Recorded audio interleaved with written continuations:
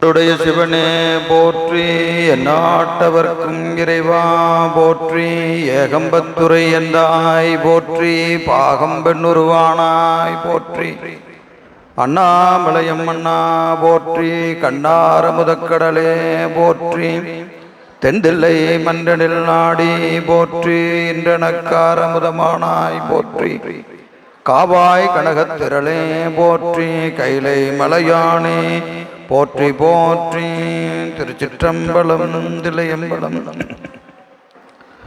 புளியர்கோன் வெப்பொழித்த புகழியர்கோன் கடல் போற்றி, ஆளிமிசைகள் மிதப்பில் அணைந்த பிரானடி போற்றி, வாழி திருநாவலூர் வன்தொண்டர் பதம் போற்றி, ஊழிமலி திருவாத ஊரர் திருத்தாள் போற்றி, சைவத்தின் மேல் சமயம் வேறு இல்லை, அதில் சார் சிவமாம் தெய்வத்தின் மேல் தெய்வம் இல்லெனும், நான் மறை செம்பொருள் வாய்மை வைத்த சிதிரு தேவாரமும் திருவாசகமும் உய்வைத்தரச் செய்த நால்வர் பொற்றாள் எம் உயிர் துணையே, தில்லை வாழந்தனரே முதலாக சீர்படைத்த தொல்லையதாம் திருத்தொண்ட தொகையடியார் பதம் போற்றி, கொள்ளையவர் புராணகதை உலகறிய வெறித்துரைத்த செல்வமளி குன்றத்தூர் சேக்குளாரடி போற்றி, ஈராண்டில் சிவஞானம் பெற்று எந்த மெய்கண்டார் இணைத்தாள் போற்றி, நாராண்ட பல்லடியார்க்கு அருள் புரிந்த அருள் நந்தி நற்றாள் போற்றி, நீராண்ட கலந்த நகர் மரஞான சம்பந்த நிழல்தாள் போற்றி, சீராண்ட தில்லை நகர் உமாபதியார் சம்பதும திருத்தாள் போற்றி போற்றி. திருச்சிற்றம்பலம். தில்லையம்பலம். திருநாவுக்கரசு புலரு திருத்தொண்டின் நெறிவாழ வரிஞான தவ முனிவர் வாகீசர் வாய்மைதிகள் பெருநாமச்சீர் பரவலுருகின்றேன் பேருலகில், ஒரு நாவுக்கு உரை செய்ய ஒண்ணாமை உணராதேன். திருச்சிற்றம்பலம். தில்லையம்பலம். எல்லாம் அல்ல ஈத்தென்னை ஆண்ட எந்தை பிரான் அருள் தரும் பன்னார்மொழி அம்மையுடன் அமர் திருநாவுடை பெருமானது திருவடி தாமரைகளை மணமொழி மெய்களாலே வணங்கி, அடியேனை இந்த சென்னரிலே ஆற்றுப்படுத்திய ஞானாசிரிய பெருமக்களுடைய திருவடி தாமரைகளை மணமொழி மெய்களாலே வணங்கி, திருவாவடுதுறை ஆதீன குருமகா சன்னிதானங்களுடைய பேரருள் கருணையினாலே இந்த ஞான சிந்தனையை தொடர்ந்து செவிமடுத்து கொண்டிருக்கின்றேன் அத்துணை அன்பர்களுடைய திருவடி தாமரைகளையும் மணமொழி மெய்களாலே வணங்கி மகிழ்கின்றேன். திருவருளும் குருவருளும் கூட்ட நாம் கடந்த வகுப்பிலே 36 தத்துவங்களை பற்றிய செய்தியை நாம் பார்த்தோம். முடிச்சாச்சா? அதுல ஏதாவது பாக்கி இருக்கா? முடிச்சாச்சு. சரி. நமக்கு முப்பொருள் என்று சொல்லக்கூடிய வகையிலே ஆணவம், கண்மம், மாயை. இதிலே மாயை என்பது பொருளால் ஒன்று, ஆனால் அது காரியத்தால 2. சுத்த மாயை, அசுத்த மாயை. ஆணவ மலம் கலவாத பகுதி, ஆணவ மலம் கலந்த பகுதி. அப்ப அது ஒன்றிலேயே 2 பகுதி. ஆணவ மலம் கலவாத பகுதிக்கு சுத்தமாயை என்று பெயர், ஆணவ மலம் கலந்த பகுதிக்கு அசுத்தமாயை என்று பெயர்.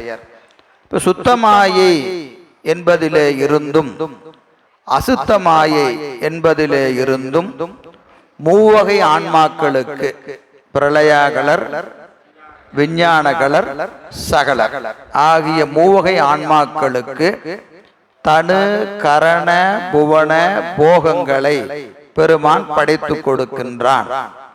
இதுல சுத்தமாயிலே இருந்து நமக்கு பிரளயாகலரா விஞ்ஞானகலரா? யாருக்கு உலகம்? சுத்தமாயா புவனத்திலிருந்து யாருக்கு உலகம்? விஞ்ஞான கலர். விஞ்ஞானம் என்பதற்கு மேலான அறிவு, மேலான அறிவை உடையதினாலே அவர்களுக்கு என்ன பேரு? விஞ்ஞான கலர். அந்த விஞ்ஞானகலர் வர்க்கத்து ஆன்மாக்களுக்கு உரிய உடம்பு, அந்த கரணங்கள், அதனால் விளைவிக்கப்படுகிற உலகம், உலகத்தினால் விளையப்படுகிற போகம், தனு கரண புவன போகம், இந்த நாளையும் சுத்த மாயையில இருந்து பெருமான் ஆக்கி கொடுக்கின்றான். அது நான் போன வகுப்புல எல்லாம் விரிவா பார்த்தோம். இறைவனுடைய சக்தி 3 வகைப்படும்: இச்சாசக்தி, கிரியாசக்தி, ஞான சக்தி.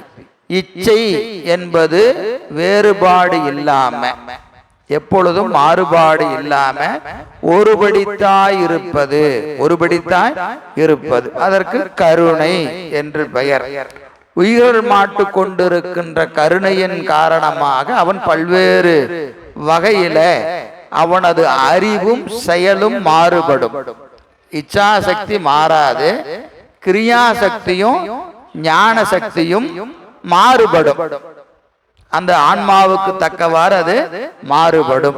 அந்த வகையில இறைவன் தனது ஞான சக்தியினாலே சுத்த மாயையை நோக்குகிறான். இதெல்லாம் போன வகுப்புல படிச்சதுதான், நான் எதுவும் புதுசா சொல்லல. திருப்பி முதல்ல இருந்து பாக்குற மாதிரி பார்க்க கூடாது. எல்லாம் போன வகுப்புல சொன்னதுதான். ஒரு என்னது மீள் பார்வை, ரீகால் பண்ணிக்கணும் போன வகுப்புல படிச்சத. ஏன்னா ஒரு நம்பிக்கை தான். என்னது, என்ன நம்பிக்கை? போன புத்தகத்தை இப்பதான் எடுத்திருப்பீங்க, போய் வச்ச புத்தகத்தை இப்பதான் காலையில தேடி இருப்போம். இன்னும் கொஞ்சம் இதா இருந்தா நேத்து எடுத்து வச்சிருப்போம் இல்லையா? இடையில பார்த்திருக்க மாட்டான்னு ஒரு நம்பிக்கை. பார்த்தவங்களை எல்லாம் மன்னிச்சிருங்க. பெரும்பான்மை அப்படித்தானே, பெரும்பான்மை அப்படிதான். அதனால போன வகுப்புல நம்ம என்ன பார்த்தோங்கிறத ஒரு மீள் பார்வை.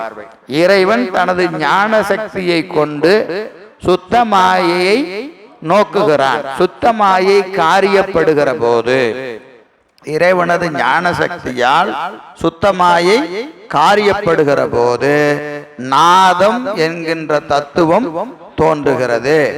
அடுத்தது, இறைவன் தனது கிரியாசக்தியை கொண்டு சுத்தமாயை நோக்குகிற போது சக்தி, விந்து என்று சொல்லக்கூடிய தத்துவம் தோன்றுகிறது. இச்சையும், இச்சையில கிரியையும் ஞானமும் சரிசமமா 50-50 விழுக்காடு இருக்கிற போது சாதாக்கியம் என்கின்ற தத்துவம் தோன்றுகிறது. அடுத்தது, எது குறைவா இருக்குது, எது ஜாஸ்தியா இருக்கு? இச்சாசக்தி அதிகமாகவும் ஞான சக்தி குறைவாகவும் சுத்தமாயை நோக்குகிற போது மகேஸ்வர தத்துவம் தோன்றுகிறது.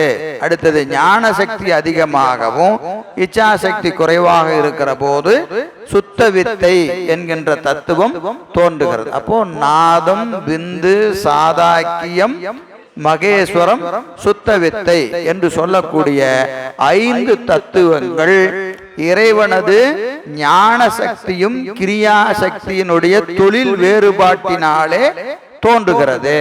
இந்த 5 தத்துவங்களிலும் பல்வேறு வகையான உலகங்கள் உண்டு. இந்த உலகங்களை ஆக்கி அழித்து காத்து அருள் செய்வது யாரு? பெருமான் நேரடியா தொழில் செய்வான். சுத்த சிவமே இங்க என்ன செய்யும்? நேரடியாக தொழில் செய்யும். இதற்குரிய ஆன்மாக்கள் விஞ்ஞானகளர் என்று சொல்லக்கூடிய ஆன்மாக்கள், ஒரு மல ஆன்மா என்பதை நாம் பார்த்தோம். அடுத்தது, அசுத்த மாயையை இறைவன் தொழில்படுத்துகிறான். யாரை கொண்டு? அனந்த தேவர்.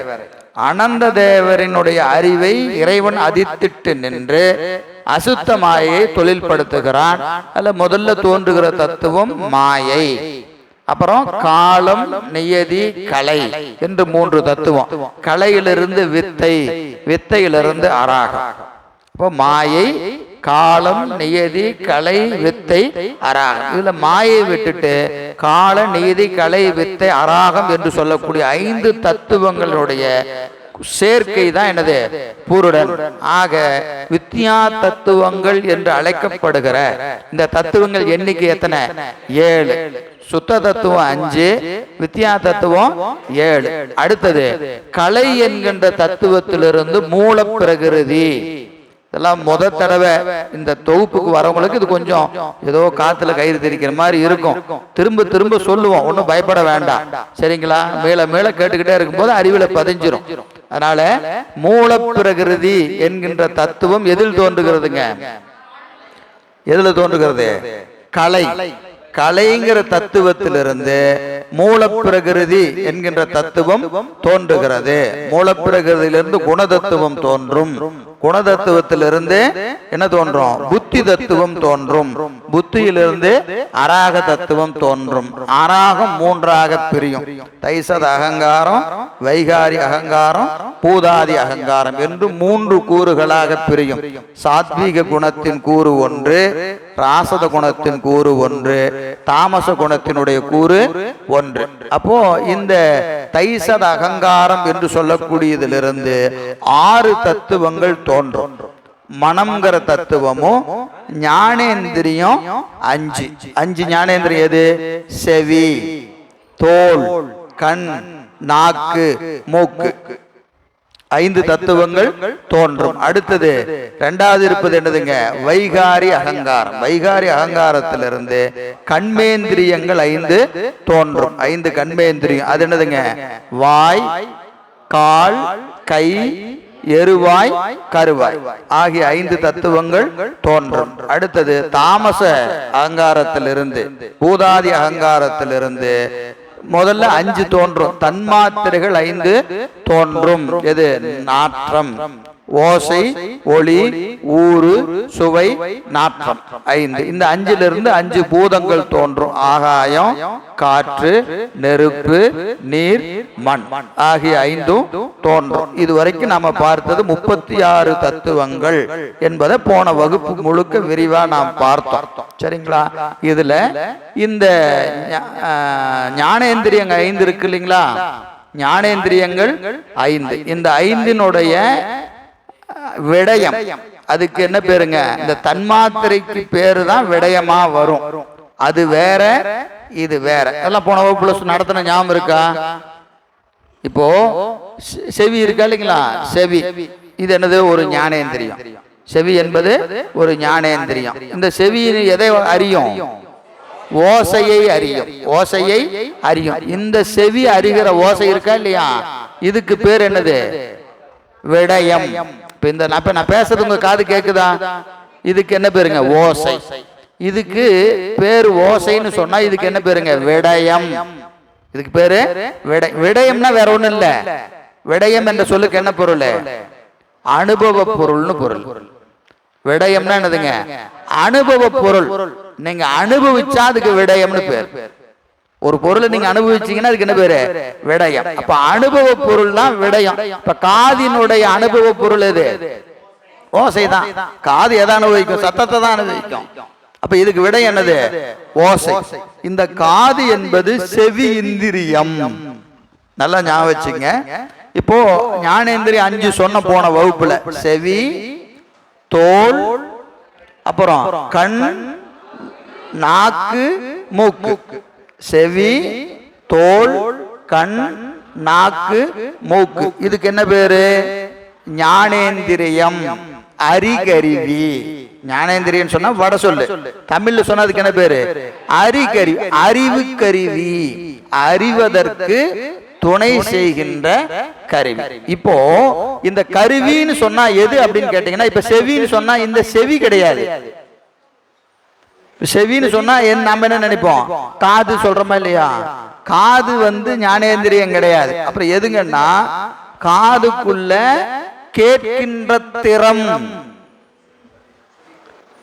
கேட்கறதுக்கு ஒரு சக்தி இருக்கா இல்லையா காதுக்குள்ள? அதுக்கு தான் ஞானேந்திரியம்னு பேர். காது கிடையாது. காது இருக்கிறதெல்லாம் கேட்காது. நம்ம சொல்லுவோமா இல்லையா?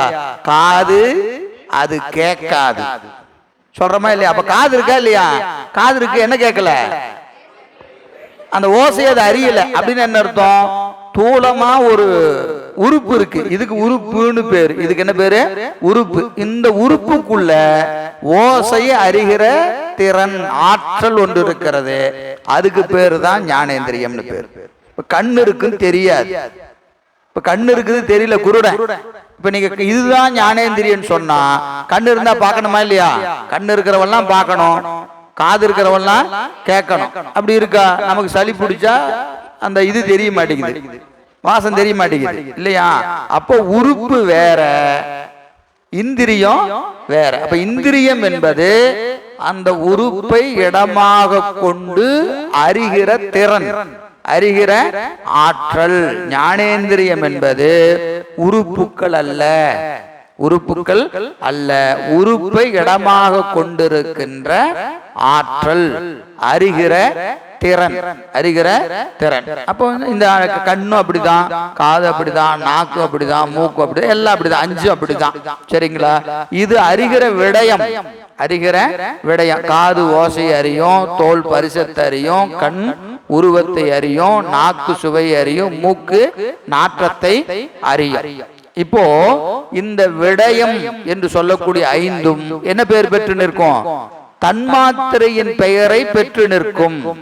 தன்மாத்திரையின் பெயரை பெற்று நிற்கும். நம்ம போன வகுப்புல எழுதி போட்டோம். தன்மாத்திரை 5, அதுக்கு கீழே ஞானேந்திரியம் 5, அதுக்கு கீழே விடயம் 5 எழுதணும். குணங்கள் இல்ல, ஞாபகம் இருக்கா? எழுதுனா ஞாபகம் வந்துடும்.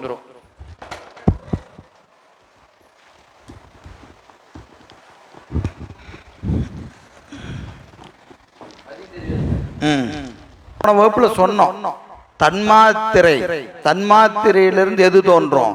பூதம் தோன்றும். ஓசை என்கின்ற தன்மாத்திரையிலிருந்து செவி என்கின்ற, மன்னிக்கணும் நான் மாத்தி எழுதிட்டேன், யாரும் சொல்லல, சத்தம் இல்லாம உட்காந்து. தன்மாத்திரையிலிருந்து ஆகாயம் என்கின்ற பூதம் தோன்றும். இந்த ஆகாயத்தின் குணம் என்னது? ஓசை. தன்மாத்திரையும் குணமும் ஒரே பேர்ல நிற்கும். ஆனா இது வேற, இது வேற. இந்த குணத்தை தான் எது அறியும்? விட அந்த ஞானேந்திரியம் அடையும். இங்கதான் எழுதணும், செவி, செவி, தோல். ஆனா இது இப்படி எழுதக்கூடாது, இப்படி எழுதுனா நீங்க கன்ஃபியூஸ் ஆயிடுவீங்க. என்னது இதுல இருந்து இது தோன்றும்னு வைக்க கூடாது. போன தடவை எழுதுன ஞாபகம் இருக்கா? படத்தை மாத்திடுவோம். இருங்க இருங்க, நான் திருப்பி படத்தையே மாத்திடுறேன்.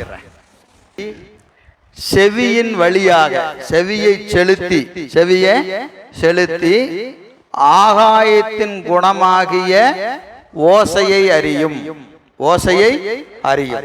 சரிங்களா? இது என்னதுங்க? இது எல்லாமே ஞானேந்திரியம், அறிகருவி. இந்த 5மே அறிகருவி. இப்ப பாருங்க, காது, செவி என்கின்ற இந்திரியம் ஓசையை அறிகிறது. எது செலுத்த? மனம் செலுத்தும். மனம் காதை செலுத்தினாதான் ஓசையை இது அறியும். இந்த காதுல மனசு உட்காரலன்னா என்ன ஆகாது? ஓசையை அறியாது. நான் பாட்டுக்கு பேசிக்கிட்டே இருப்பேன், நீங்க பாட்டுக்கு என்ன இருப்பீங்க? இங்க அப்படியே ஏதோ ஒரு யோசனையில இருப்பீங்க. நான் பேசுறது உங்க காதுல விழுவாது இல்லையா? அப்ப என்ன அர்த்தம்? காதுல உழுவுது, ஆனா அது மனம் போய் பற்றல. மனம் பற்றினால்தான் அது அடுத்த இடத்துக்கு போகும். மனம் பற்றலன்னா, இப்ப ஒரே நேரத்துல பாருங்க, கண்ணு பார்த்துக்கிட்டு இருக்குது, காது கேட்டுக்கிட்டு இருக்குது, ஃபேன் ஓடிட்டு இருக்குது, இந்த பரிசம் அறியுது இல்லைங்களா? இப்ப 5 கருவியும் ஒரே நேரத்துல வேலை செஞ்சுக்கிட்டு இருக்கோம். ஆனா ஒன்னதான் அறியும். இந்த 5ல ஒன்னதான் அறியும். கண்ணு பார்த்தா காது கேட்காது, 4 பொரியும் வேலை செய்யாது. 4 பொரியும் வேலை செய்யாது. காது கேட்டுச்சுன்னா மீதி 4 பொரியும் வேலை செய்யாது. இப்ப நமக்கு என்ன சந்தேகம்? இல்லைங்க, நான் உங்களை பார்த்துக்கிட்டே தான் இருக்கிறேன், கேட்டுக்கிட்டே இருக்கிறேன். சொல்றமா இல்லையா? நீங்க இப்ப என்ன பார்த்துக்கிட்டே இருக்கிறீங்க, கேட்டுக்கிட்டே இருக்கிறீங்க. இப்ப உங்களுக்கு 2 இந்திரியம் வேலை செய்யுதா இல்லையா? செய்யுதா? செய்யுதா செய்யலையா? ஒரே நேரத்துல வேலை செய்யாது. நாம நினைச்சுக்கிட்டு இருக்கிறோம் 2 வேலை செய்யுதுன்னு. உங்க கவனம் கண்ணுக்கு வந்துட்டா காது கேட்காது, காதுக்கு வந்துட்டா கண்ணு பார்க்காது. ஆனா இது எப்படி நடக்கும்னா, ரொம்ப ஸ்பீடா நடக்கும். கண்ணுக்கும் காதுக்கும், கண்ணுக்கும் காதுக்கும் மாறி மாறி மாறி மாறி மனம் நிக்கிறதுனால நம்ம பார்த்துக்கிட்டே கேட்டு இருக்கிற மாதிரி நமக்கு தோணுது. உண்மையில ஒரு கணத்துல ஒரு விடயத்தை தான் அறியும். இந்த 5ல ஏதாவது ஒண்ணுதான் வேலை செய்யும். இன்னொரு கருவி என்ன செய்யாது? வேலை செய்யாது. நான் உங்களுக்கு முதல் வகுப்பு ஞாபகம் இருக்க, ஆன்மாவின் இலக்கணம் சொல்லுகிற போது ஒரு நேரத்துல ஒன்றைத்தான் அறியும், ஒன்றைத்தான் அறியும். ஒன்றுக்கு மேற்பட்ட விடயங்களை ஒரு நேரத்துல அறியாது. ஆனா இந்த நிமிடம் 1, அடுத்த நிமிடம் ஒண்ணு என்று மாறி மாறி மாறி மாறி அறியும். கண்ணுல பார்த்துட்டு காதுல அடுத்த கணம் என்ன செய்யும், காதுல கேட்க, அடுத்த கணம் தோல்ல அறியும். இப்படி மாறி மாறி வேகமா வேலை செய்யும். ஆனா ஒரு கணத்துல ஒன்றைத்தான் அறியும். ஒன்றுக்கு மேற்பட்ட விடயங்களை அறிவதற்கு ஆன்மாவுக்கு தகுதி இல்லை. எனவே மனம்ங்கிற கருவி செவியின் வழியாக ஆகாயத்தின் குணமாகிய ஓசையை அறியும். ஓசையை அறியும். இப்ப செவி அறிஞ்சா ஓசையை தான் அறியும். செவி நாற்றத்தை அறியுமா? மாறி அறியாது. அறிகருவினாலும் செவின்னு சொன்னா அது ஓசையை தான் அறியும். தோல்னு சொன்னா ஊரை தான் அறியும். கண்ணுன்னு சொன்னா ஒளியை தான் அறியும். ஒன்றை தான் அறியும். அதற்குரிய விடயத்தை தான் அறியும். கண்ணு கேட்காது, காது பார்க்காது. அதற்கு ஒரு வேலை இருக்கு, சரியா? அது மட்டும்தான் செய்யும். இது செய்கிற போது எது கூட நிக்கணும்? மனம் போய் நிக்கணும். மனம் ஒரு கணத்துல செவில நிற்கும் போது காதுல விழுவும், அடுத்த கணம் கண்ணுல நிற்கும், அடுத்தது தோல்ல நிற்கும். இந்த சுழற்சி என்பது மிக விரைவாக நடைபெறும். மிக விரைவாக நடைபெறும். இப்ப மனம் பற்றிய விடயத்தை என்ன செய்யும்? அகங்காரம். அகங்காரம் என்ன செய்யும்? இது போய் பற்றும். இது போய் பற்றும். இது துணிந்து எழும்.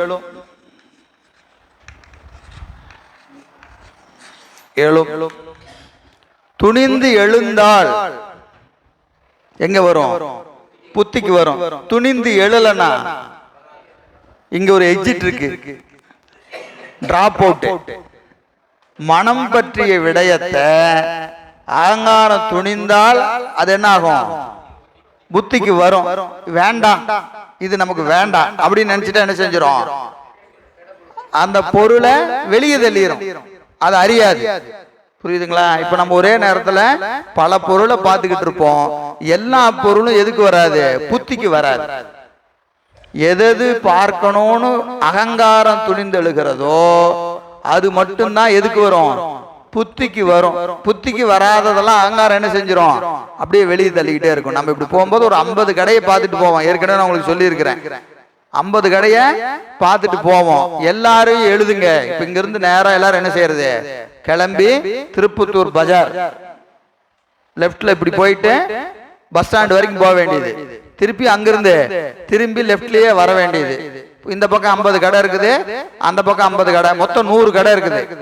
எல்லாம் வந்து திருப்பி இங்க உட்காந்தாச்சு. பார்த்த கடை பூரா எழுதுங்க. 100 கடை இருக்கா இல்லையா? பார்த்த கடை பூரா எழுதுங்கன்னா 100 கடை எழுதிருவோமா? எழுதிருவோமா? எழுத மாட்டோம். எத்தனை எழுதலாம்? கொஞ்சம் நல்லா ஞாபக சக்தி இருக்கிறவங்க ஒரு 70 கடை எழுதுவாங்க. சில பேர் 50 எழுதுவாங்க, சில பேர் 20 எழுதுவாங்க. சரி, எல்லாருமே 50 எழுதுறோம்னு வச்சுக்குவோம். ஒரு உதாரணத்துக்கு 50 எழுதுறோம். எல்லாரும் ஒரே 50 எழுதுவோமா? ஏன் எழுத மாட்டோம்? நம்ம புத்தியில எது பதிஞ்சிருக்குதோ அதுதான் நிக்கும். என் புத்தியில வேற 50 நிக்கும், உங்க புத்தியில வேற 50 நிக்கும். ஏன் நிக்குதுன்னா, எனக்கு எது வினையோ, என் வினை எப்படி இருக்கிறதோ அந்த விடயத்தின் மீது என் புத்தி போய் என்ன செய்யும்? பதியும். இல்லைன்னா என்ன செய்யும்? அதெல்லாம் அகங்காரம் வெளியே போய் இதெல்லாம் நமக்கு வேண்டாயா, நமக்கு வேண்டாயா, நமக்கு வேண்டாயான்னு தள்ளிக்கிட்டே இருக்கும். நம்ம பஸ்ல போகும்போது பார்ப்போம், எங்கேயாவது ஒரு தேவாரம் தூரத்துல ஒரு கோயில்ல ஸ்பீக்கர்ல பாடிட்டு இருந்தா கூட நம்ம காது என்ன செய்யும்? ஏதோ தேவாரம் பாடுற மாதிரி இருக்கு. அப்ப என்னதுங்க? புத்தி அந்த விடயத்தின் மீது பதிகிறது. பதிவதனால மெல்ல கேட்கிற தேவாரம் கூட நம்ம காதுல போய் பதியும். காது வழியா போய் புத்தியில பதியும். இதே ஆனா பாட சொன்னா பாட தெரியாது. அது ஒரு சினிமா பாட்டு. பூசைக்கு போறதுக்கு முன்னாடி வீட்டுல சும்மா இருக்க மாட்டாம டிவி ஆன் பண்ணிட்டாங்க. ஒரு சினிமா பாட்டு, நமக்கு பிடிச்ச பாட்டு, நம்ம எப்போ விரும்பி 10 வருஷத்துக்கு முன்னாடி 20 வருஷத்துக்கு முன்னாடி அந்த பாட்டை நல்லா கேட்டிருப்போம். அதை ஆன் பண்ணி ஆஃப் பண்ணிட்டு பூசையில உட்காந்தா அந்த பாட்டு என்ன செய்யுது? உள்ள ஓடிக்கிட்டே இருக்குது அந்த பாட்டு. ஏன்னா புத்தி அதுல என்ன செய்யுது? போய் அழுந்தது. போய் அழுந்தது. தேவாரம் எத்தனை தடவை கேட்டாலும் பதிய மாட்டேங்குது. சினிமா பாட்டு ஒரு தடவை கேட்டாவே பதிஞ்சு போகுது. காரணம் என்னது? விருப்பம், வினை. நல்வினை இருந்தால் நல்ல விடயங்களிலே அறிவு பதியும், தீவினை இருந்தா நல்ல விடயத்துல பதியாது, வேண்டாததெல்லாம் நல்லா பதியும். சரிங்களா? அதுதான். ஏன்னா எல்லா புத்தி தத்துவத்திலும் இந்த தத்துவங்கள் எல்லாம் இருக்கு. இதெல்லாம் வினைக்கு தக்கவாறு தான் வேலை செய்யும், வினைக்கு தக்கவாறு தான் வேலை செய்யும். எனவே அகங்காரம் துணிந்து எழுந்தால் புத்திக்கு வரும், புத்திக்கு வரும். புத்திக்கு வந்தா இங்க என்ன செய்யும்? புத்தியின் வேலை என்னது? நிச்சயிக்கும், நிச்சயத்தல். நிச்சயத்தல் பத்தி தான் உங்களுக்கு போன வகுப்பில் நிறைய சொன்னோம். அறிவு புத்தி தத்துவம் என்பது என்னது? ஒரு ஹார்ட் டிஸ்க், ஒரு ஹார்ட் டிஸ்க். அதுக்குள்ள என்ன இருக்குது? ஏராளமான டேட்டாஸ் ஸ்டோர் பண்ணி வச்சிருக்கிறோம். இதுக்கு முன்னாடி நாம பெற்ற அனுபவங்கள், யார சந்திச்சோம், எதை படிச்சோம், எதை கேட்டோம், என்னென்ன அனுபவங்கள் நிகழ்ந்திருக்கிறதோ அதெல்லாம் எங்க இருக்குது? புத்தி தத்துவத்தில் பதியப்பட்டு இருக்கிறது. இப்போ ஒரு விடயத்தை நாம் பார்க்கிறோம், ஒரு ஆளை பார்க்கிறோம், பார்த்த உடனே புத்தி போனோன்னு என்ன செய்யும்? இது யார் என்று ஒரு கேள்வி கேட்கும். அப்போ என்ன செய்யும்? ஏற்கனவே இருக்கிற ரெஃபரன்ஸை வச்சு சர்ச் பண்ணும். இவரா இவரா, ஆனா பெண்ணா? போன வகுப்புல சொன்ன ஞாபகம் இருக்கு இல்லைங்களா? ஆனா பெண்ணா, கருப்பா சிவப்பா, உயரமா குட்டையா, பேண்ட் போட்டிருப்பாரா, சட்டை வேட்டி கட்டி இருப்பாரா, கண்ணாடி போட்டாரா, பைக்கில் வருவாரா, கார்ல வருவாரா, இப்படி ஏராளமான விடயங்களை என்ன செய்யும்? புத்தி நிச்சயத்தை இவருதான் அப்படின்னு ஒரு முடிவுக்கு வரும், முடிவுக்கு வரும். இதெல்லாம் எப்படி நடக்குதுங்க? கண்ணை மூடி முழிக்கிறதுக்குள்ள நடக்குது இல்ல, கண்ணை மூடி முழிக்கிறதுக்குள்ள இது எப்படி நடக்குதுங்க? இப்ப நம்ம வயசானா சொல்றோம் இல்லையா, இல்லைங்களா? அவரை பார்த்தா என்ன அடையாளம் தெரியலைங்க, புத்தி என்ன ஆயிடுச்சு? ஏதோ குழம்பிடுச்சு, புத்தி குழம்பிடுச்சு அப்படின்னு என்ன அர்த்தங்க? ஹார்ட் டிஸ்க் அடி வாங்கிருச்சுன்னு அர்த்தம். கம்ப்யூட்டர் படிச்சவங்களுக்கு தெரியும், புதுசா வாங்கி வைக்கும் போத ஆன் பண்ணீங்கன்னா உடனே என்ன ஆயிரும்? கம்ப்யூட்டர் ஸ்டார்ட் ஆயிரும். பழசாச்சுன்னு என்ன ஆகும்? சுத்திக்கிட்டே இருக்கும். என்னது அர்த்தம்? ஹார்ட்வேர் அடி வாங்கிருச்சுன்னு அர்த்தம். 70 வருஷம் 80 வருஷமா இதை பயன்படுத்தி பயன்படுத்தி புத்திக்குள்ள இருக்கும். ஆனா அது என்ன செய்ய முடியாது? வெளியே எடுக்க முடியாது, வெளியே எடுக்க முடியாது. அது அவரோ இவரா அப்படின்னு கேட்கிறாரா இல்லையா? அது எதனால? இந்த கருவிகள் எல்லாம் தேய்மானம் ஆயிடுது, கருவிகள் எல்லாம் தேய்மானம் ஆய்வதனால அப்படி ஆயிடுது. சரி, எனவே புத்தி நிச்சயிக்கும், சித்தம் என்ன செய்யும்? அழுந்தும் அழுந்தும். இது வரைக்கும் நாம் போன வகுப்புல பார்த்தோம், இந்த செய்தியில கொஞ்சம் பின்னாடி வர வேண்டிய ஒரு இடம் இருக்கு. அதை நான் இப்பவே உங்களுக்கு சொல்றேன். ஆனா 2-3 தடவை சொன்ன பல விஷயங்கள் உங்களுக்கு நான் கொஞ்சம் அட்வான்ஸா இருக்கிற செய்தியை சொல்றோம். ஏன்னு கேட்டா அப்ப சொன்னா புரியாது.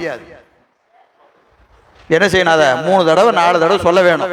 அதனால எங்கெல்லாம் வாய்ப்பு இருக்கிறதோ அதை ஒரு தடவை சொல்லி வச்சா அந்த இடத்துக்கு வரும்போத ஏற்கனவே நம்ம இதை கேட்ட மாதிரி ஒரு சிந்தனை வரும். சரிங்களா? இது இப்ப நான் இப்ப சொல்லக்கூடியது உண்மை விளக்கத்துல இல்ல. இப்ப நம்ம முதல்ல படிக்கக்கூடிய நூல் உண்மை விளக்கம், அதுல இந்த செய்தி இல்ல. ஆனா இது பின்னாடி தேவைப்படும். என்னன்னு கேட்டீங்கன்னா காட்சிகள்.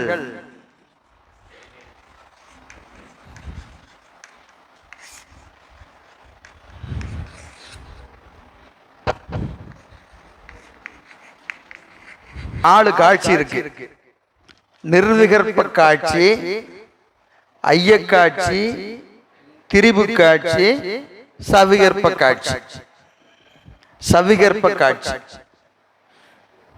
இதுல இந்த நிர்விகற்ப காட்சிக்கு வாயில் காட்சின்னு ஒரு பேர் இருக்கு.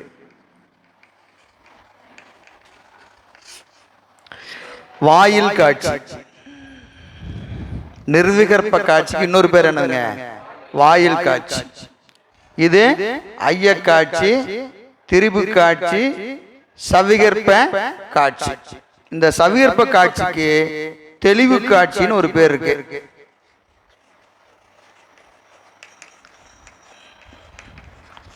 இதெல்லாம் பின்னாடி உங்களுக்கு தேவைப்படும். இருந்தாலும் இந்த இடத்துக்கு சம்பந்தம் இருக்கிறதுனால நான் இங்கே சொல்லிடுறேன். சரியா? வாயில் காட்சி, ஐயக்காட்சி, திரிபு காட்சி, சவிகற்ப காட்சி.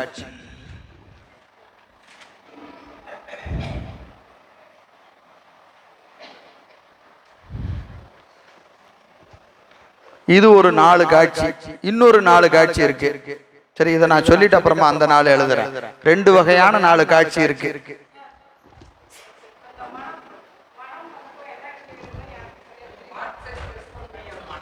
மனம்க்கு பக்கத்துல இதா செவி, தோல், கண், நாக்கு, மூக்கு.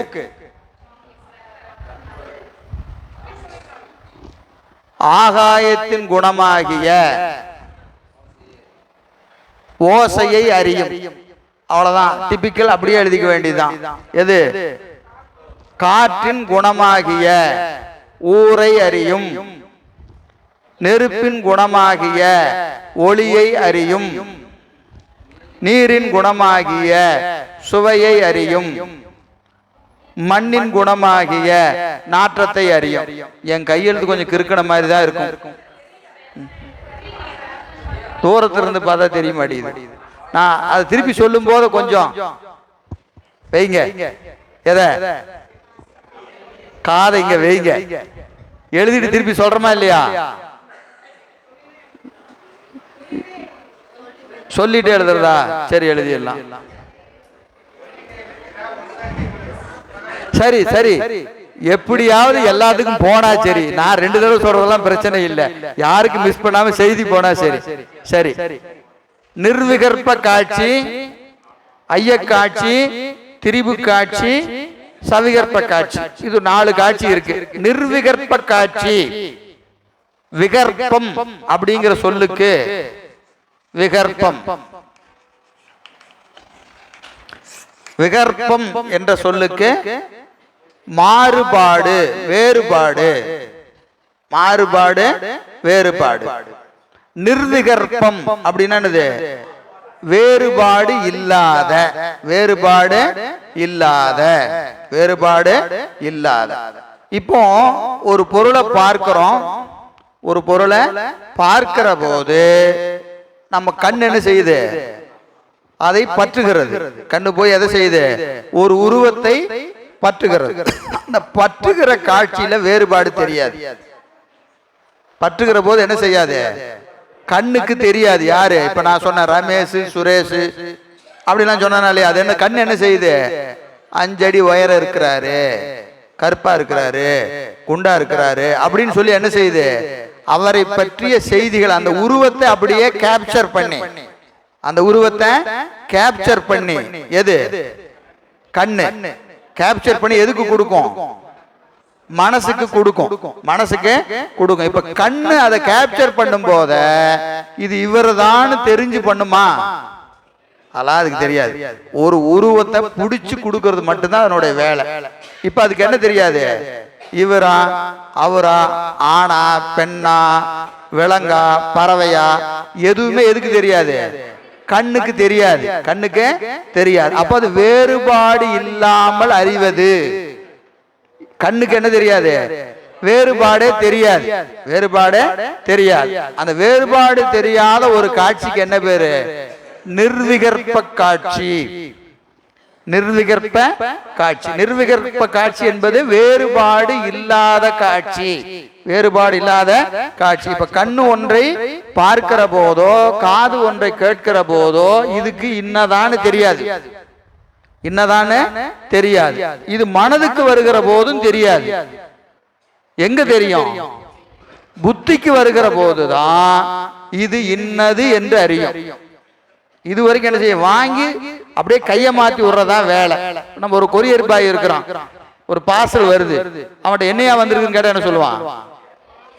என் வேலை கொண்டு வந்து கொடுக்கறதுங்க, உள்ள என்ன இருக்குதுன்னு எனக்கு தெரியாது இல்லையா? அது பிரிச்சு பார்த்தாதான் உள்ள இருக்கிறது தெரியும். அவன் வேலை என்னது? வாங்கி கொடுக்கறது.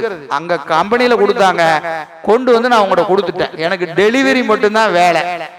இந்த டெலிவரி பாய் யாருன்னு கேட்டீங்கன்னா, செவி, மனம், இவங்கெல்லாம் டெலிவரி பாய்.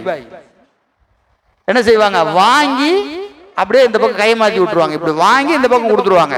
கண்ணு வாங்கி மனசிட்ட கொடுத்துரும், காது வாங்கி மனசிட்ட கொடுத்துரும், மூக்கு வாங்கி மனசிட்ட கொடுத்துரும். மனம் என்ன செய்யும்? ஆங்காரத்துல கொடுத்துரும். ஆமா, அதுவும் டிரான்ஸ். ஆனா இது என்னது? பற்றும். போய் பற்றி ஆங்காரத்திட்ட கொடுக்கும். ஆங்காரத்துக்கு வேலை என்னது? என்ன வேலை? அக்செப்ட் பண்றதா ரிஜெக்ட் பண்றதா? அக்செப்ட் பண்றதா ரிஜெக்ட் பண்றதா? வேண்டாங்கிறதெல்லாம் வெளியே தள்ளு. அக்செப்ட் பண்ணிட்டு என்ன செஞ்சிடும்? புத்திட்டு கொடுத்துரும். இப்போ ஒவ்வொன்றுக்கும் ஒரு வேலை இருக்கு. மனதின் வேலை போய் பற்றுவது, பற்றி தூக்கி எதிர்த்து கொடுத்துரும், ஆங்காரத்துக்கு கொடுத்துரும். ஆங்காரம் என்ன செய்யும்? வேணுமா வேண்டாமா? வேணும்னா காட்டு கொடு, புத்திட்டு கொடு, வேண்டானா வெளியே தள்ளு. இந்த வேலை எது செய்யும்? ஆங்காரம் செய்யும். புத்தி தான் என்ன செய்யும்? இது யாருன்னு பாரியா, ஆங்காரம் நம்மகிட்ட அமிச்சிருச்சு, இது என்னன்னு பாரு, இது என்னன்னு பாரு அப்படின்னு அந்த ப்ராசஸ் பண்றது எது? புத்தி. சரியா? இந்த இடத்துல இப்ப இது வரைக்கும் இது என்ன காட்சி? நிர்விகற்ப காட்சி.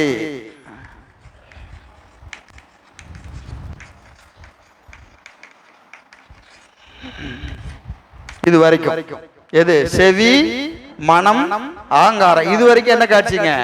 நிர்விகற்ப காட்சி. இது வரைக்கும் வேறுபாடு தெரியாது. வேறுபாடு வாங்கற விடயம் என்ன விடயம் என்று எது வரைக்கும் தெரியாது? அகங்காரம் வரைக்கும் தெரியாது. அகங்காரம் வரைக்கும் வாங்கற விடயம் என்ன விடயம்னு தெரியாது. எங்க தெரியும்? புத்தியில தான் தெரியும். புத்தியில தான் தெரியும். இந்த இடத்துல என்ன நடக்குன்னு கேட்டீங்கன்னா, ஐயம், திரிவு, சவிகற்பம், மூணு எங்க நடக்குது? புத்தியில நடக்குது. ஐயம் என்னது? இதுவா அதுவா, ரமேஷா சுரேஷா. சரியா? இது என்ன காட்சி? என்ன காட்சி? ஐய காட்சி. திரிவு காட்சி என்னது? திரிவு காட்சி என்னது? திரிபு அப்படின்னு என்னது? திரிபு மாறுறது. ரமேஷ சுரேஷ்னு நான் முடிவு பண்ணணும்னா அதுக்கு என்ன காட்சி? திரிபு காட்சி. ரமேஷ ரமேஷ்னு முடிவு பண்ணிட்டுனா சவிகற்ப காட்சி, தெளிவு காட்சி. புரியுதா? புரியுதா புரியலையா? ஒரு ஆளை தப்பா முடிவு பண்ணா திரிபு, சரியா முடிவு பண்ணா தெளிவு. புரியுதா இல்லைங்களா? அப்போ இந்த மூணு எங்க நடக்குது?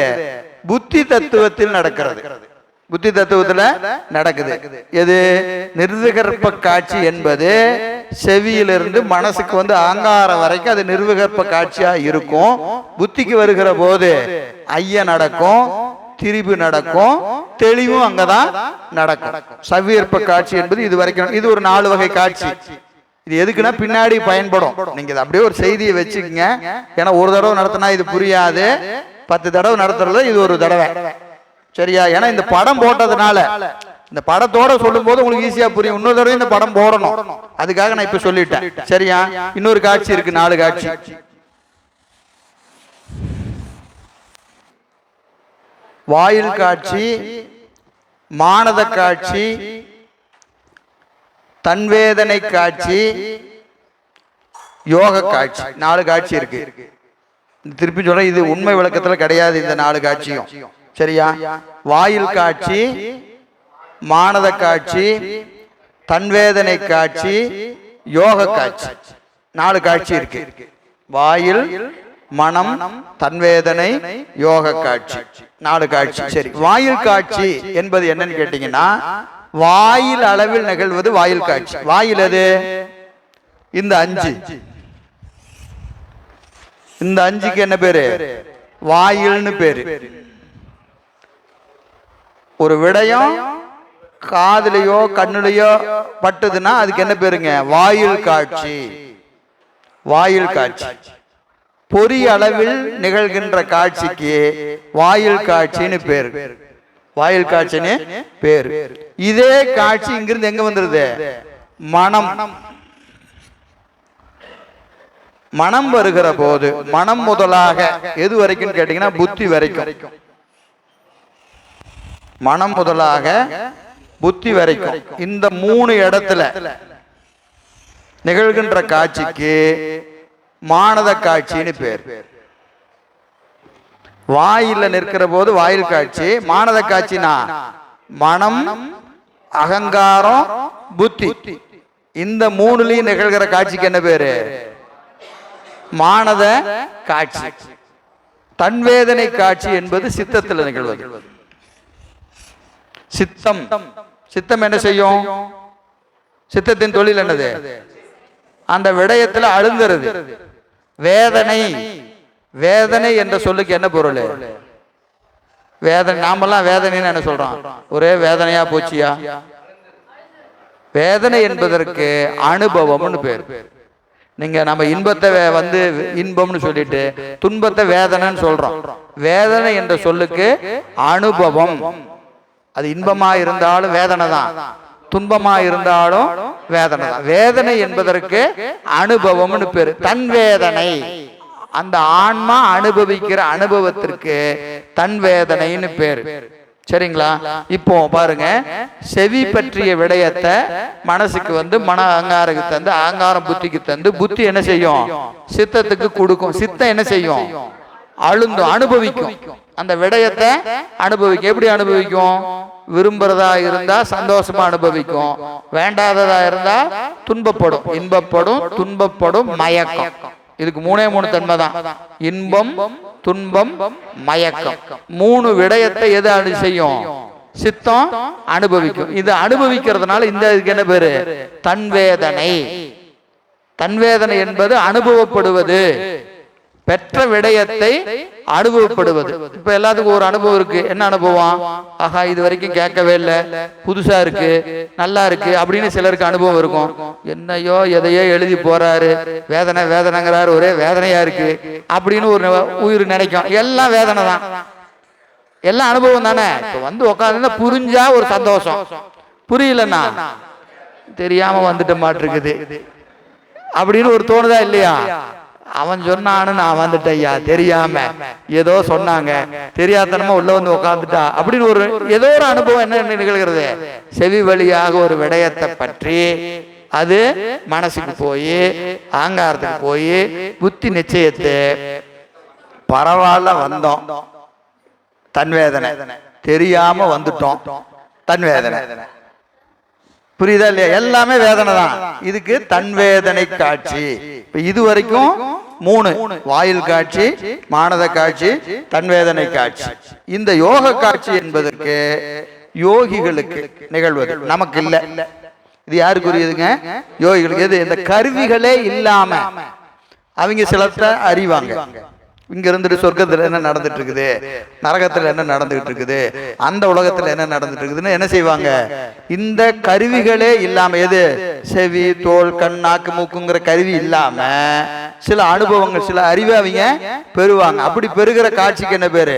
யோக காட்சின்னு பேரு. இந்த ரெண்டு வகையா காட்சி சொன்ன ஃபார் யுவர் ரெஃபரன்ஸ். சரிங்களா? ஏன்னா பின்னாடி நீங்க சித்தியார் படிக்கும் போது இது தேவைப்படும். இப்ப இது தேவைப்படாது. இடம் இந்த இடத்துல வரதுனால சொல்லிட்டேன். புரிஞ்சா வச்சுங்க, புரியலன்னா விட்டுருங்க, ஒன்றும் தப்பு இல்லை. சரி, அடுத்தது நம்ம தான் வரப்போகுது. ஒரு 10 பாட்டு வரைக்கும் ஒன்றும் இப்ப நடத்தின செய்தியே பாட்டுல வரப்போகுது. இப்ப என்ன நடத்தணுமோ அதுதான் பாட்டுல வரும். அதனால நம்ம உண்மை விளக்கம் நூலுக்குள்ள போயிடலாம். பக்கத்துல யார்கிட்டயாவது புத்தகம் இருந்தா நீங்க கொஞ்சம் பார்த்துங்க, அப்படியே பார்த்துங்க, இல்லைனாலும் தப்பு இல்லை. சரி, இப்போ சைவ சித்தாந்தத்துல அடிப்படையான நூல் எது? உண்மை விளக்கம்.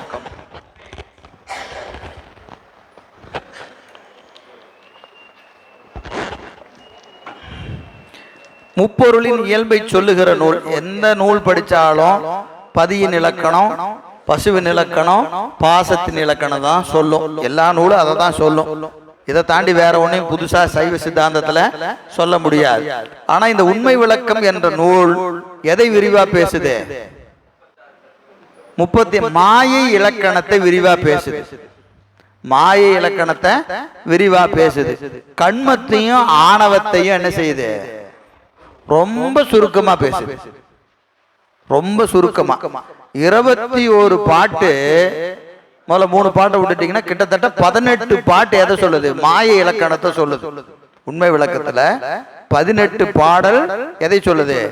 மாய இலக்கணத்தை சொல்லுது. ஒரே பாட்டுல ஆணவத்துக்கும் கண்மத்துக்கும் இலக்கணம் சொல்லிடுது. ஒரே பாட்டு தான். அதுலயும் ரெண்டு சொல்லு வினைக்கு. ஆணவத்துக்கு ஒரே சொல் அறியாமை ஆணவம். ஆணவம்னா என்னன்னா அறியாமை ஆணவம். கண்மம்னா என்னையா நீயான சுக துக்கம். சுகமும் துக்கமும் கண்மம்னு பேரு, அறியாமை ஆணவம்னு பேரு. அப்போ ஆணவத்துக்கு ஒரே சொல்லு, கண்மத்துக்கு ரெண்டு சொல்லு. என்னது? சுக துக்கம். அவ்வளவுதான், அதுக்கு மேல அதை விரிக்கல. ஏன்னா இந்த நூலின் நோக்கம் அடிப்படையை விளக்குவது. அடிப்படையை விளக்குவது. அடிப்படைன்னு சொன்னா நம்ம இந்த ஆணவம் கண்மம் மாயை என்ற மூன்றுல மிக நுட்பமானது சூக்குமமானது எது? ஆணவ மலம். சூக்குமமானது ஆணவ மலம். அதை விட கொஞ்சம் தூளமானது எது? கண்ம மலம். அதை விட தூளமானது மாயா மலம். ஆணவம் கண்மம் மாயை என்ற மூன்றுல சூக்குமமானது ஆணவ மலம், அதை விட கொஞ்சம் தூளமானது கண்மமலம், அதை விட தூளமானது மாயாமலம். அப்போ நமக்கு அடிப்படையை சொல்லி தரணும்னா எப்படி சொல்லி தரணும்? தூளமா இருக்கிறத சொல்லி தரணும். தூளம்னா என்னதுங்க? புலப்படும் மாதிரி. நமக்கு ஈஸியா எது புரியுமோ அதை சொல்லணும். இப்ப மாயை சொல்லணும்னு சொன்னா உலகத்தை காட்டி உங்களுக்கு விளக்கலாம். உலகத்தை காட்டி விளக்கலாம். உடம்பு பஞ்சபூதங்களில் ஆனது.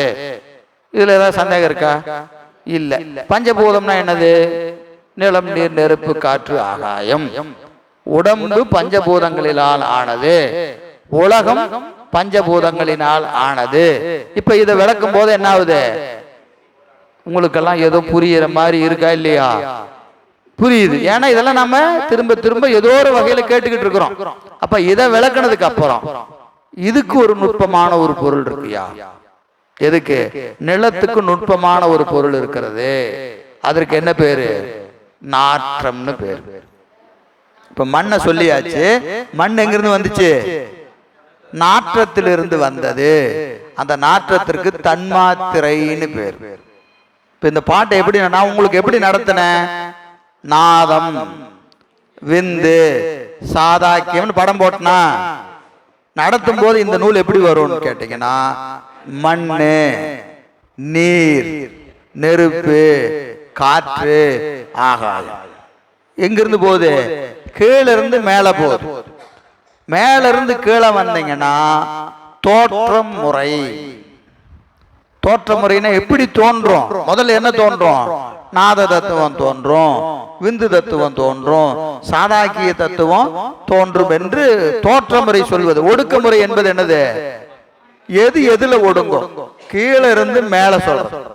கீழே இருந்து மேல சொன்னீங்கன்னா ஒடுக்கமுறை. அதாவது மண் தத்துவம் நாற்றத்துல ஒடுங்கும், நீர் தத்துவம் சுவையில ஒடுங்கும், நெருப்பு தத்துவம் ஒளியில ஒடுங்கும், காற்று தத்துவம் ஊரிலே ஒடுங்கும். அடுத்தது நமக்கு ஆகாய தத்துவம் எதுல ஒடுங்கும்? ஓசையில ஒடுங்கும். இதெல்லாம் இதுல ஒடுங்கும். இதெல்லாம் இதுல ஒடுங்குன்னு என்ன செய்யறதுங்க? தூளமா இருந்து சூக்குமமான பொருளை விளக்குவது. இன்னொரு உதாரணம் சொன்னா உங்களுக்கு தெரியும். இப்போ ஒரு ஊர்ல ஒரு வயசானவர் இருக்கிறாருன்னு வச்சுக்கோங்க. இப்போ வயசானவர் 2 பேர் திண்ணையில எல்லா ஊர்லயும் உட்காந்து இருப்பாங்க. கிராமத்துல எல்லாம் உட்காந்துட்டு பேசிட்டு இருப்பாங்க. அப்போ ஒருத்தர் போவார்.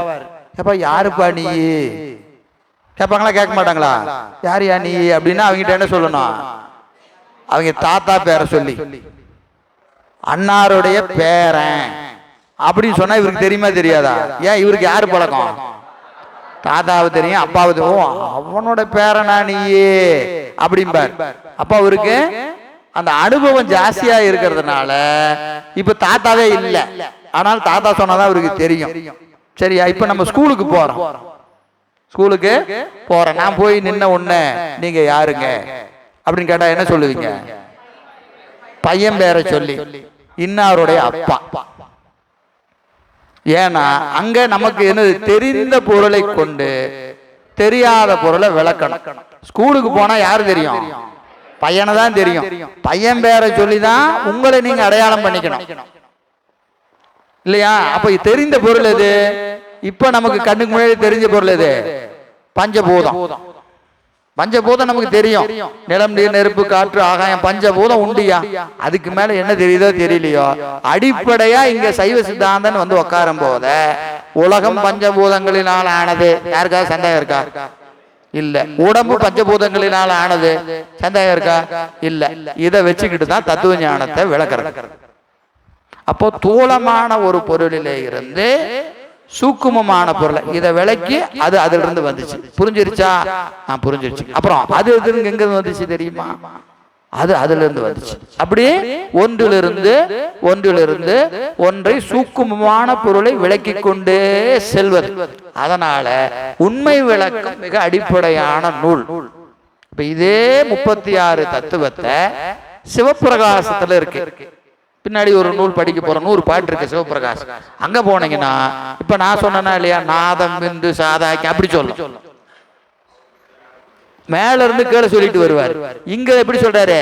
கீழே இருந்து மேல சொல்லிட்டு போறாரு. ஏங்க அவர் அப்படி சொல்லி இருக்கிறாரு அப்படின்னா, ஏன் நீ அடிப்படை தெரியாம சிவபிரகாசம் படிச்சு பிரயோஜனம் இல்லை. சிவபிரகாசம் படிக்கணும் என்ன இருக்கணும்? உனக்கு அடிப்படை படிச்சிருக்கணும். சைவ சித்தாந்தத்தின் அடிப்படை நூல்களை படிக்காம சிவபிரகாசம் படிச்சா நமக்கு புரியாது. அப்ப அங்க வரும்போதே நீ யாரா இருக்கணும்? அடிப்படை தெரிஞ்ச ஆளா இருக்கணும். அவனுக்கு தான் சிவபிரகாசம். அடிப்படை தெரியாத ஆளுக்கு உண்மை விளக்கம். அப்ப அந்த நூல் அமைப்பே அப்படி வச்சிருக்கிறாங்க. யாரு ஒன்னொன்னா விளக்குற மாதிரி. அந்த வகையில இந்த நூல் மிக அடிப்படையா மண் தத்துவத்திலிருந்து ஒவ்வொன்றா விளக்கி கொண்டு கூடிய அருமையான ஒரு நூல், அடிப்படை நூல். சரி, இந்த நூல் ஆசிரியர் யாரு? திரு அதிகை மணவாசகம் கடந்தார். இந்த நூலை செய்தவர் திரு அதிகை மணவாசகம் கடந்தார், நூலாசிரியர். அவர் இந்த நூலை செய்கிற போது ஒரு அடிப்படையான ஒரு ஒழுக்கத்தை நமக்கு சொல்றார். சைவ சித்தாந்தத்தின் அடிப்படை ஒழுக்கம் இந்த நூல்ல இருக்கு. என்ன அப்படின்னு கேட்டீங்கன்னா, அத்தனையும் கேள்வி பதில். எப்பவுமே நமக்கு பாடம் நடத்துகிற போது கேள்வி கேட்டு பதில் சொன்னா கொஞ்சம் எளிமையா விளங்கும். அதனால இந்த பாடமே எப்படி இருக்கு? கேள்வி பதில், கேள்வி பதில். சரிங்களா? இப்ப கேள்வி பதில் கேட்டு இதுல என்ன செய்யறாரு அப்படின்னு கேட்டீங்கன்னா, 8 வினாக்கள் இருக்கிறது. இந்த நூல்ல 8 வினாக்கள் இருக்கிறது. இந்த 8 வினாக்களில என்ன செய்யறாருங்க? 7 வினா நேரடியா கேட்கிறார். நேரடியா கேள்வி எத்தனை? 7 கேள்வி. ஒரு கேள்வி குறிப்பு வினா. குறிப்பு வினான்னு என்னது? அந்த கேள்வியை நீங்க கொஞ்சம் இது கேள்வியா நீங்க பார்க்கணும். பார்த்தாதான் தெரியும், இல்லைன்னா தெரியாது. 7 கேள்வி நேர கேள்வியாவே இருக்கும். மொத்தம் 8 கேள்வி இருக்கிறது. இதுல என்ன ஒரு அடிப்படை ஒழுக்கம்னு கேட்டீங்கன்னா, இதுல ஒரு கேள்வி பதில், கேள்வி பதில். இப்ப கேள்வி கேட்கறது யாரு? நூல். இப்ப நூல் வச்சுக்கங்க. இப்ப மாயை என்றால் என்ன? ஒரு கேள்வி இந்த புத்தகத்துல இருக்கு, நம்ம படிக்க போறோம். மாயை என்றால் என்ன அப்படின்னா, இதெல்லாம் மாயை. இப்ப கேள்வி கேட்கறது யாரு? பதில் சொல்றது யாரு? கேள்வி கேட்பது மாணவர், பதில் சொல்பவர் ஆசிரியர், இல்லையா? சரி, இப்ப இந்த நூல்ல பதில் சொல்றது யாரு? யாரு? மணவாசம் கடந்தார். மெய்கண்டாரின் மாணவர்னா யாரு? இப்ப நூல் செஞ்சவர் யாரு? மணவாசம் கடந்தார் தானே? புரியுது? நான் கேட்கிற கேள்வி முதல்ல புரியுதா? இப்போ ஒரு கேள்வி, மாயை என்றால் என்ன? மாயை என்பது மும்மலங்களில் ஒன்று. அது சுத்த மாய, அஸ்த மாய என்று 2 வகைப்படும். இப்படின்னு ஒரு பதில் இருக்கு. சரிங்களா? கேள்வி கேட்கறது யாரு? மணவாசம் கடந்தாருடைய மாணவர். பதில் சொல்றவர் யாரு? ஆசிரியர், இல்லையா? இப்ப நான் ஒரு வினா விடை எழுதுறேன். நான் என்ன எழுதுவேன்? எல்லாம் எழுதிட்டு நூலாசிரியர் யாரு பேர் போடுவேன்? இப்ப நான் ஒரு புத்தகம் எழுதுறேன், சைவ சித்தாந்த வினா விடை அப்படின்னு ஒரு புத்தகம் நான் போடுறேன். புத்தகத்துல நூலாசிரியர் என்று யார் பேர் போடுவேன்? யார் பேர் போடுவேன்? என் பேர் தானே போடுவேன். நூல் ஆசிரியர் நான் தானே. ஆனா மணவாசம் நடந்தார் நூலாசிரியர் என்று யார் பேரை போறாரு? மெய்கண்டார் பேர் போறார். மெய்கண்டார் பேர் போறார். எங்கெங்க போறாருன்னு கேட்க கூடாது, பாட்டை படிச்சீங்கன்னா தெரியும். கேள்வி கேட்பது மனவாசகம் கடந்தார், பதில் சொல்வது மெய்கண்டார். இந்த நூல் அமைப்பு முறை அப்படிதான் இருக்கு. மனவாசகம் கடந்தார் யார்கிட்ட போய் கேட்கிறாரு? மெய்கண்டார்ட்ட கேட்கிற மாதிரியும் மெய்கண்டார் அதற்கு பதில் சொல்வதாகவும் இந்த நூல் அமைகிறது.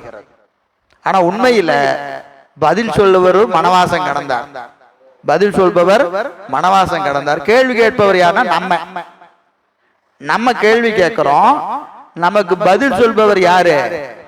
மனவாசம் கடந்தார். இதுதான் உண்மையாவே இருக்கிற செய்தி. ஆனா நூல்ல அவர் எப்படி வைக்கிறாரு? கேள்வி கேட்பவர் மனவாசம் கடந்தார், பதில் சொல்பவர் மெய்கண்டார் என்று நூல் அமைக்கிறார். இதுல என்ன நுட்பம் கேட்டீங்கன்னா, இந்த அடிப்படைகளை தான் நம்ம சைவ சித்தாந்த பயணத்தை துவங்க வேண்டும். நம்ம இன்னைக்கு சைவ சித்தாந்தி இன்னைக்கு ஆயாச்சு, புதிய மாணவர்களுக்கான செய்தி. இன்னைக்கு சைவ சித்தாந்த பயிற்சிக்கு நாம வந்தாச்சு. நம்முடைய சைவ சித்தாந்த பயணம் இன்றிலிருந்து துவங்குகிறது என்று வைத்துக் கொண்டால்